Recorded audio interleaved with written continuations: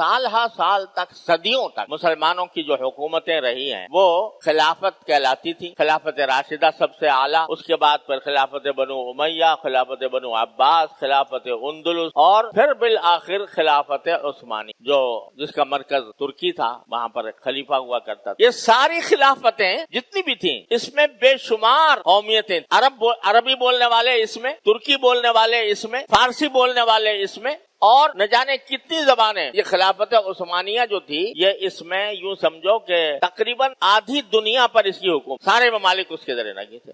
ہندوستان جو ہمارا آج پاکستان ہے، ہندوستان، بر صغیر، افغانستان، ترکستان، یہ سب خلافت عثمانیہ کے ماتحت. اور اس وحدت کا نتیجہ یہ تھا کہ تمام مسلمانوں کا ساری دنیا پر ایک رعب تھا، ایک دھاک تھی، اور اس کے نتیجے میں کوئی مسلمانوں پر بری نگاہ ڈالنے کی جرات نہیں کر سکتا تھا. یورپ کے بڑے بڑے ممالک وہ سب خلافت عثمانیہ کے جو حکمران تھے، خلفاء، ان کی منتیں کیا کرتے تھے، ان کو خوش رکھنے کے لیے ان کے پاس تحفے بھیجا کرتے تھے.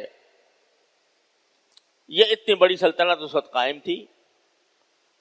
اور میں اس یہ نہیں کہتا کہ تمام حکام ٹھیک شریعت پر عمل کرتے تھے، اس میں بہت سے حکام نے خلافت کے ادارے کو غلط بھی استعمال کیا اور اس میں بہت سی بدعمالیاں بھی ہوئیں، لیکن بحیثیت مجموعی ساری مسلمان دنیا اکٹھی تھی. انما المؤمنون اخوۃ کا ایک مظاہرہ تھی. لیکن چونکہ مغربی طاقتیں اور استعماری طاقتیں یہ سمجھتی تھیں کہ جب تک یہ مسلمان کلمے کی بنیاد پر متحد ہے، ایمان کی بنیاد پر متحد ہے، تو ہم دنیا کے اندر ان پر غلبہ نہیں پا سکتے.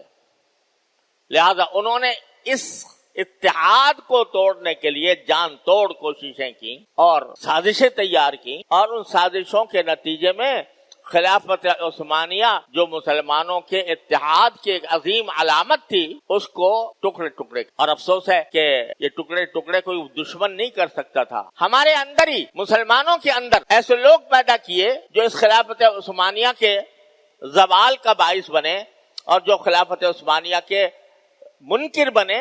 ہم اس خلافت کو نہیں چاہتے. خود مسلمانوں نے عربوں میں عرب لیگ کھڑی کر دی. عرب لیگ، اس نے کہا کہ جی ہم تو عرب ہیں، عربی زبان بولتے ہیں، ہم ترکی زبان بولنے والوں کے ساتھ کیسے بیٹھیں، ان کو اپنا حکمران کیسے تسلیم کریں. وہ عرب لیگ کہہ کے الگ ہوئے. مصطفیٰ کمال پاشا ترکی میں پیدا کر دیا گیا اور اس نے کہا کہ ہم ترک قوم ہیں، لہذا ہم عربوں کے ساتھ کیسے مل سکتے. اس نے اپنا وہاں پر ترک قومیت کا جھنڈا بلند کر دیا اور اس کے نتیجے میں دین کے دروازے بند کر دیے. مسجدوں میں اذانیں بند، عربی میں اذان دینا ممنوع ہو گیا، اور زبردستی لوگوں کو ترکی ٹوپی کے بجائے ہیٹ پہنایا گیا. اس پر باقاعدہ جنگ لڑی گئی. جو ہیٹ نہیں پہنتا تھا وہ کیا قتل عام ہو جاتا. باقاعدہ جنگ ہوئی اس پر. ہیٹ مار کہلاتی ہے، ہیٹ کی جنگ. وہ کہتا زبردستی کہ ترکی ٹوپی اتارو اور ہیٹ پہنو، اور سارے اسلامی قوانین کو ختم کر کے اس نے سوئٹزرلینڈ سے قانون درآمد کیا اور وہاں کا قانون اس میں نافذ کر دیا. تو یہ دشمنوں کی تو برائی کہ اب یہ الگ الگ ہو گئے، پارا پارا ہو گئے. شام جو ایک صوبہ تھا خلافت عثمانیہ کا، چھوٹا سا صوبہ تھا شام، اس کے 4 حصے کر دیے. اردن، شام، سوریا جس کو کہتے ہیں، لبنان، فلسطین. ایک چھوٹا سا ملک، چھوٹا سا صوبہ، اس کے اندر 4 ملک. بھئی یہ 4 ملک کس بنیاد پر ہیں؟ ان کی زبانیں الگ ہیں؟ نہیں. ان کی نسل الگ ہے؟ نہیں. ان کا کلچر الگ ہے؟ نہیں. سب ایک جیسے ہیں. لیکن یہ اردن ہے، یہ سیریا ہے، یہ لبنان ہے، یہ فلسطین ہے. اس بنیاد پر، یعنی قومیت کی بنیاد پر بھی نہیں، بلکہ ذاتی مفادات کی بنیاد پر حصے بکھرے کر دیے.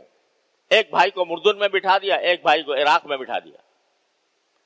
غرض یہ اس وقت سے ہم، جب سے خلافت عثمانیہ کا سقوط ہوا، زوال ہوا، اس وقت سے مسلمان پارا پارا ہو گئے. اقبال مرحوم نے ہلال عید کے چاند کو خطاب کرتے ہوئے ایک نظم کہی ہے تو اس کا ایک شعر ہے کہ چاک کر دی ترک نادا نے خلافت کی قبا، چاک کر دی ترک نادا نے خلافت کی قبا، سادگی اپنوں کی دیکھ اوروں کی عیاری بھی دیکھ. تو وہ قبا جو خلافت کی سارے مسلمانوں کو اکٹھا کی ہوئی تھی وہ تار تار کر دی گئی. اس کے بعد سے دیکھ لو جو مسلمانوں کے ممالک کا حال ہے وہ آپ کے سامنے ہے. اس کی صورتحال بتانے کی ضرورت نہیں. آج فلسطین میں ہم اسرائیل بیٹھا ہے اور فلسطین اپنے وطن کے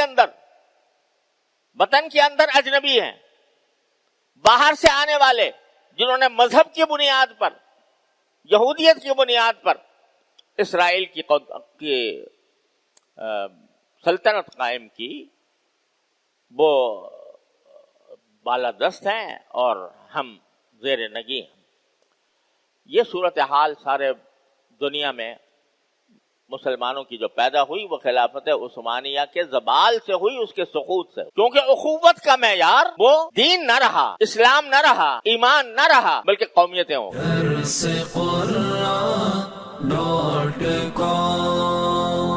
www.darsequran.com